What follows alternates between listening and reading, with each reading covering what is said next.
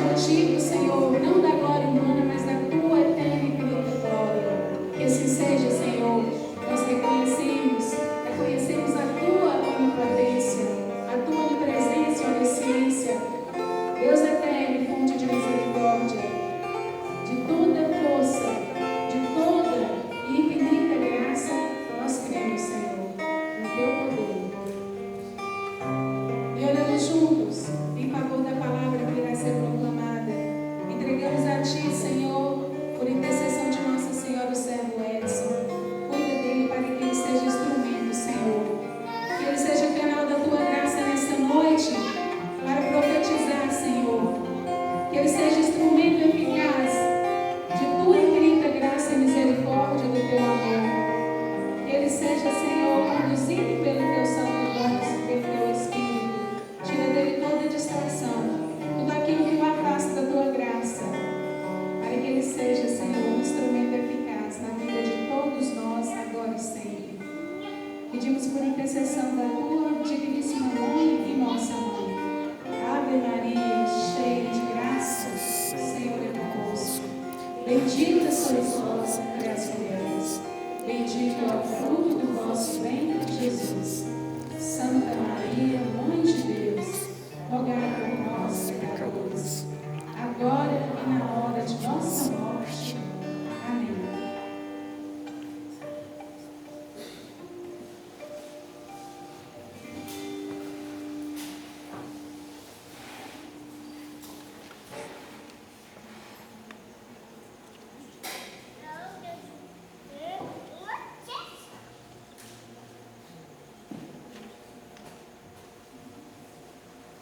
A paz de Cristo e o amor de Maria. A paz de Deus esteja. Amém.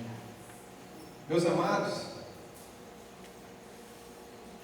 mais uma vez nos encontramos para a honra e glória do Senhor. E nesta noite, onde o Senhor pode nos conceder a alegria de falarmos, de anunciarmos, de vivenciarmos aquilo que Ele quer, é necessário aceitar primeiro os manifestos dos dons do Senhor. E esses manifestos só se manifestarão, na verdade, se nós tivermos fé. Passarmos a ter confiança plena no Senhor. Deus te chama, Deus te convida, Deus te atrai. E pode ser que num convite, pode ser que no dia em que você se decidiu, seja esse um grande dia de sua vida. Eis o princípio para começar tudo e fazer tudo novo, ser diferente, uma pessoa nova. O encanto da fé às vezes traz tantas curiosidades a nós. Olha só a mensagem que existe aqui nesta capa. A cura está sujeita à vontade de Deus, bem como a manifestação dos dons de curar. Vou repetir.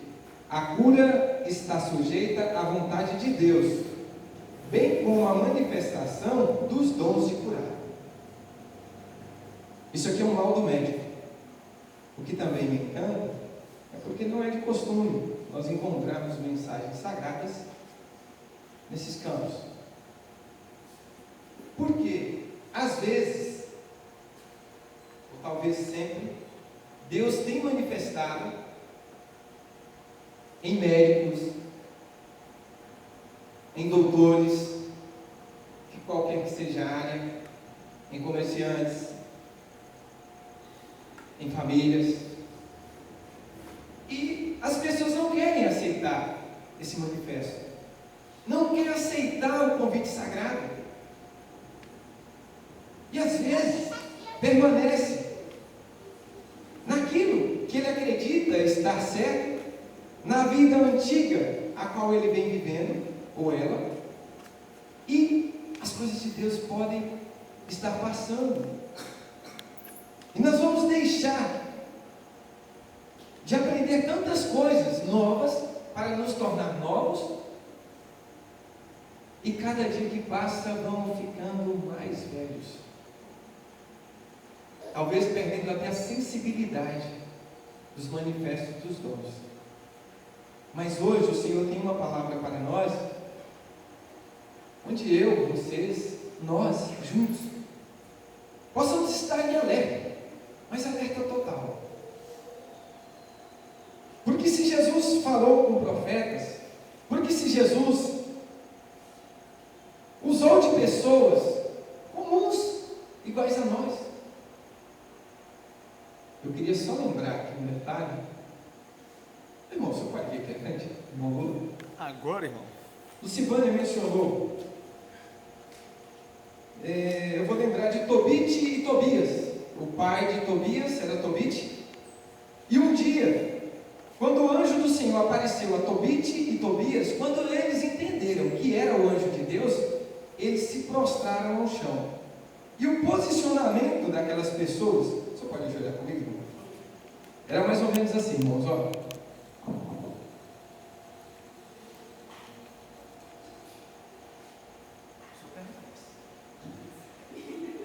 Pense bem, meus amados.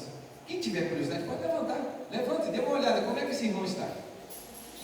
Tobias e Tobit, eles passaram mais de 4 horas nesse posicionamento, porque reconheceram que era o anjo de Deus, porque deixou se manifestar pela fé e esperança. Eu vou levantar esse meu irmão, que de repente a coluna é alguma outra coisa, irmãozinho, para levantar. Que Deus abençoe o Senhor. Obrigado. Nós precisamos de coisas talvez mais simples, meus amados. Tem postura minha e sua, nossa, que às vezes 5 minutos, 10 minutos de oração, pesa. O sono vem, o cansaço, é o compromisso, é tantas coisas. E nós vamos perdendo. Nós temos que lembrar dessas coisas. Seja você curioso, está lá em Tobias, livro de Tobias, no Antigo Testamento. Mas hoje você vai pegar a sua palavra aí, lá em João 6, Evangelho de João 6, a partir do versículo 16. Amém ou misericórdia para alguém? Amém. Quero pedir a minha irmã Silvana para levar essa Bíblia, aqueles 3 jovens ali atrás. Meu irmão, meus irmãos e irmãs, aprendam a carregar essa arma. Ande com ela em todos os lugares por onde você andar. Você estará seguro. Basta uma palavra que você absorver daqui desse livro sagrado e você estará em total segurança. Em total segurança. Confie em Deus. Deixe Deus agir em sua vida. Deixe Deus falar com você.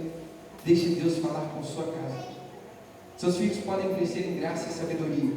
Isso depende exclusivamente de cada um de nós. Então, ouçam só o que o Senhor tem para nos dizer nessa noite de hoje. Ao anoitecer, os discípulos desceram para a beira-mar. Entraram no barco e foram na direção de Cafarnaum, do outro lado do mar.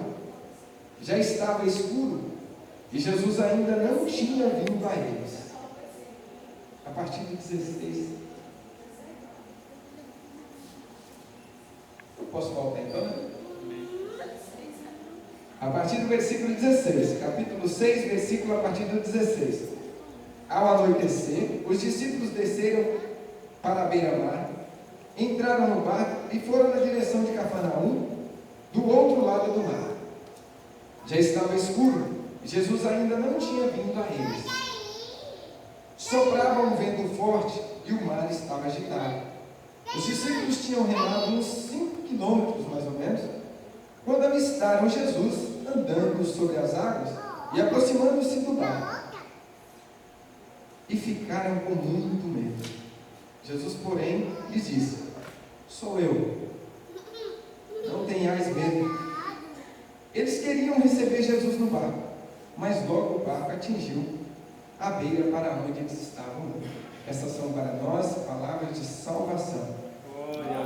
Vamos aplaudir a palavra de Deus?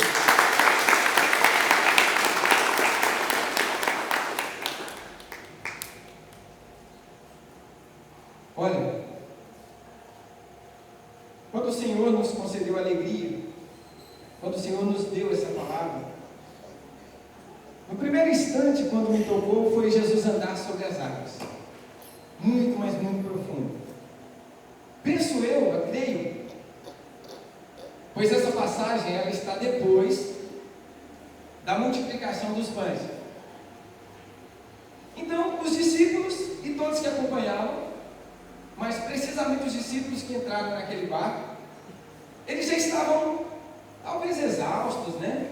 Mas eu creio que com muita curiosidade no coração. Puxa vida, o que será que era aqueles 11 ali?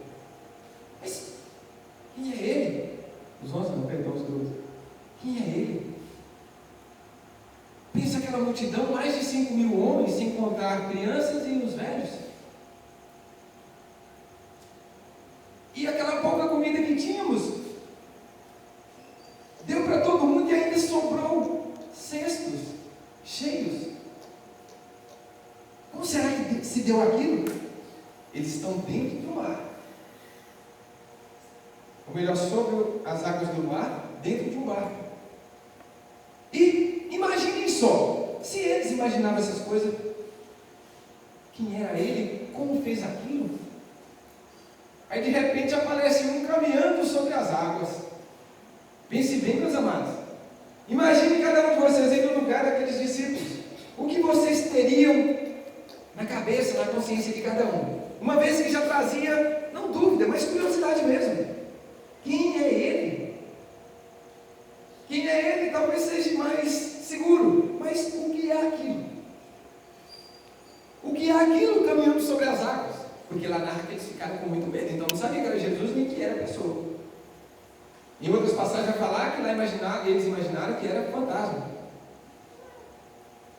Mas o que provoca em mim, irmãos, é que naquele momento, um dos seus discípulos, Pedro, nessa aqui não narra, nessa passagem, mas em outras passagens vai narrar.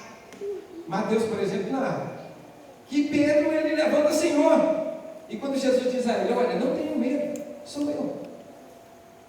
Pedro levanta: Senhor, mas se és tu, creio que ele está assim, né? Se és tu, Senhor, então permita que eu vá até você. Deixe-me ir até aí. Pense bem, aqui estão as águas. O Senhor, venha, Pedro, venha. Venha pela confiança, venha pela fé. E ele vai, ele começa a caminhar e foi tranquilo. Eu creio que ele foi se irradiando, né? Nossa, estou andando sobre as águas. É assim que muitas vezes em nós manifesta muitas coisas. Nós nos empolgamos, nós perdemos até Jesus de vista, porque a empolgação é tanta. Às vezes você esquece que Jesus é Jesus e você quer se colocar no lugar de Jesus. Só que aí vem um porém. Nessa empolgação, eu creio que naquele momento, o que acontece? Os ventos começam a soprar mais forte ainda. E Pedro, quando vê aquilo ali, puxa, eu estou caminhando sobre a água, mas olha só o que vem ali. Aí o desespero. Quando surge uma prova em nossas vidas, aflições, dificuldades, às vezes pelo medo, eu não me corro a Deus. Às vezes pela falta de confiança, eu busco outros caminhos. Talvez eu esteja buscando em alguém que te cobra algum valor para fazer uma oração para você. Não foi isso que Deus deixou. Talvez pela falta de fé, você escolhe ir à casa de um amigo que não tem vivência nenhuma e pede conselhos. E como pode falar de Cristo quem não vive Cristo? Então naquele momento Pedro começa a afundar, porque o medo bateu no coração dele e porque ele deixou de confiar em Jesus. A sua fé balançou. E Pedro afunda e grita: Senhor, salva-me. Jesus, creio que deve ter pego a mão dele com muita simplicidade, levantou ele e levou de volta ao barco. Meus amados, nós precisamos mais que depressa acordar para o manifesto da fé. A esperança nossa, ela deve se manter acesa em todo instante. Todo mundo tem problemas e dificuldades. Na igreja vai existir problema, nos ministérios tem problema. E quem não tem?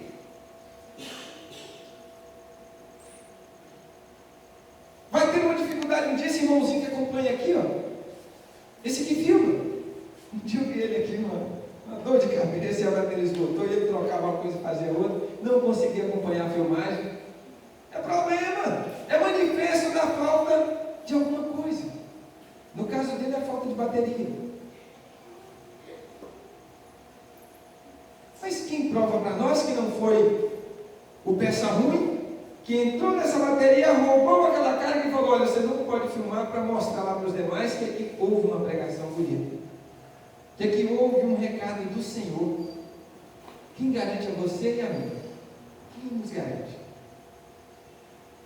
A fé pode te dar essa segurança. Se começa a enxergar em campos onde antes você não conseguia ver. Talvez antes onde você não conseguia nem falar, porque você não conhece. Essa fé, meus amados, ela tem que ser alimentada em um aperto de mão, em um cumprimento, em um olhar. No esporte, no futebol, vamos dizer assim. Em qualquer campo, no seu trabalho, na sua casa, na sua família. Manifeste para alguém que você tem fé, que você confia em um Deus que é Pai, em um Deus que é Filho e Espírito Santo. Meus amados, tem muitas coisas que nós precisamos buscar mais que depressa. No Antigo Testamento, se nós formos falar de fé, de confiança no Senhor, na Escritura Sagrada tem tantas passagens de pessoas, de homens que se entregaram, de homens que foram justos, que foram retos, que honraram com a palavra. O rei Ezequias governava Israel, mas o reinado dele era pequeno, ou seja, as suas forças humanas eram pequenas. E o rei da Assíria era um rei que tinha um poder absurdo. Nas Escrituras que era 10 vezes mais o poder de guerrilha contra, no caso, Israel, era 10 vezes mais. Eles poderiam entrar ali mais que depressa e acabar com tudo. Só que os assírios, eles temiam o reinado de Israel, porque Ezequias era um homem justo, era reto aos olhos de Deus. Para que vocês tenham ideia, um dia o rei da Síria mandou um recado para Ezequias e disse: olha, um enviado anunciou ele, né? Eu vim aqui porque o rei falou que você deveria entregar Israel. Se entregue, não tem jeito. E como prêmio ele te dá 2.000 cavalos. Você precisa ter só 2.000 homens para montar esses cavalos. Você acredita que Ezequias não tinha 2.000 homens para montar aqueles cavalos? Aí o que acontece? Ele voltou de cabeça baixa, procurou o profeta Isaías e disse: olha, vamos viver os tempos de lamentos, vamos viver o tempo da destruição, porque os assírios vêm aí. Mas o Senhor Deus diz a Isaías: olha, fale a Ezequias que o Senhor teu Deus, o Deus de Davi, pai de Ezequias, diz a ele que eu defenderei sozinho toda Israel, e ele não precisa mover um dedo contra ninguém para tentar esse reinado. Naquela noite, meus amados, o rei assírio planeja um ataque, e Deus envia um anjo. Ele não enviou uma multidão de anjos, não. Ele enviou um anjo, e um anjo decapitou 155.000 homens. 155.000 homens. Vocês podem fazer ideia do que é 155.000 homens? O Maracanã, quando foi projetado, foi para 80.000 pessoas. Seria quase 3 Maracanãs. Não é isso? 2 e umas pernas. Matemática tem que perdoar. 2, tá bom. Mas então, meus amados, se Jesus, se Deus Pai provou a tantos, olha, a vida sua não é pior nem melhor do que a vida de Ezequias, não. Você precisa só ajustar-se com Deus. Passando tudo isso, chegou um tempo em que Ezequias iria falecer. Ele se encontrou doente. E aí o que o Senhor Deus fez? O mesmo profeta Isaías Ezequias confiava muito, Deus pegou ele e falou: olha, vai lá, diz a Ezequias que ajusta a tua casa, porque ele vai morrer mais que depressa. Isaías vai e anuncia a ele: olha, Deus mandou te dizer que tu não viverás e não escaparás da morte. Então morrerá de imediato. Naquele momento, ele estava acamado. Ele estava acamado. E como na escritura ele fala de uma parede, creio que ele estava deitado de lado, ou talvez de barriga para cima, e olhando para Isaías, dando recado a ele. Naquele momento, quando Isaías anuncia isso, ele vira as costas para Isaías e fala que ele vira para a parede. E olhando para a parede, ele falou: Senhor, espero que lembres de mim, quando fui justo ao Senhor em todas as coisas, quando não anunciei pela minha boca nenhuma má palavra, quando eu amei o Senhor sobre todas as coisas, e o próximo como a mim mesmo. E finaliza a sua oração. E ali ele derrama um pranto. Naquele mesmo instante, o Senhor vai a Isaías: olha, fale a esse meu filho, fale a ele, Isaías, diz a ele que eu darei a ele mais 15 anos, e nada poderá tocar nele, e nem no seu reinado. Meus irmãos, mais uma vez eu questiono a vocês: qual a diferença do rei Ezequias para cada um de nós?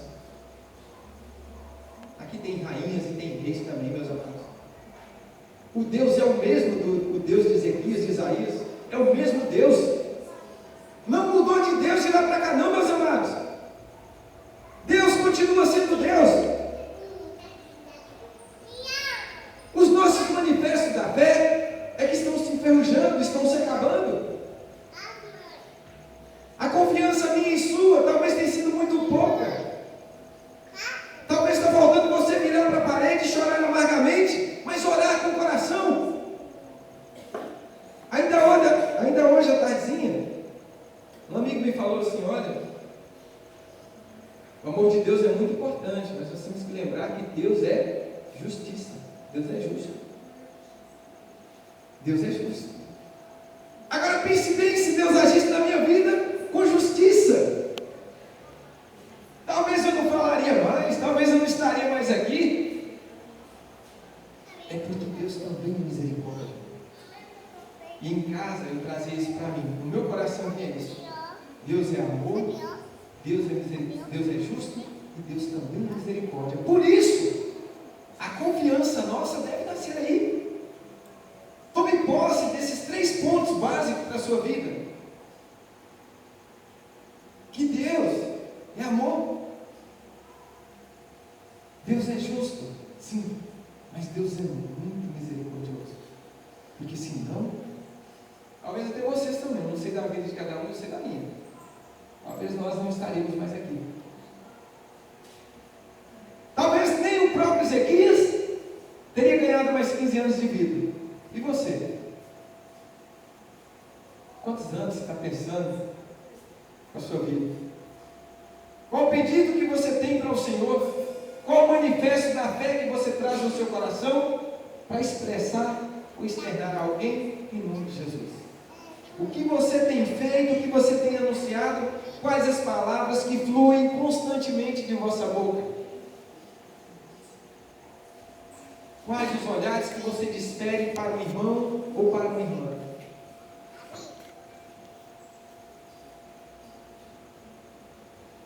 Eu gostaria de convidar vocês a fechar os olhos, ou da maneira como você se sentir melhor, e juntos fazermos uma oração. A razão de convidar cada um para fechar os olhos, já falei isso aqui, mas não quero me cansar nunca.